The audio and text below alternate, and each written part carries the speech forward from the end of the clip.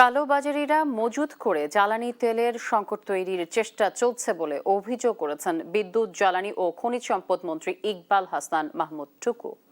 শুক্রবার সিরাজগঞ্জের সায়েদাবাদে ৬৮ মেগাওয়াট সৌর বিদ্যুৎ কেন্দ্র পরিদর্শনে এসে কথা বলেন তিনি।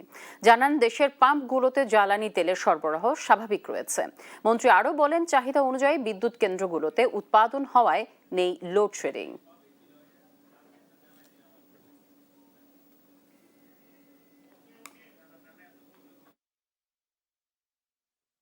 তেলের তো আমাদের সমস্যা নেই, এখন সমস্যা হচ্ছে কোন জায়গায় যে পেট্রোল পাম্পে যে এই যুদ্ধের কারণে মানুষ সব তেল সংগ্রহ করা শুরু করে, যার ফলে ওই পেট্রোল পাম্প যদি সারাদিন যেটা ব্যস্ত যেমন 2 ঘন্টায় বিক্রি করতো, তারপর পেট্রোল পাম্পটা বন্ধ হয়েছে, তখন পেট্রোল বন্ধ হয়েছে। পেট্রোল পাম্পের ধারণ ক্ষমতা আছে, সেটা যদি ব্যবহার বেশি হয়ে যায় পেট্রোল সঙ্গে বন্ধ হবে।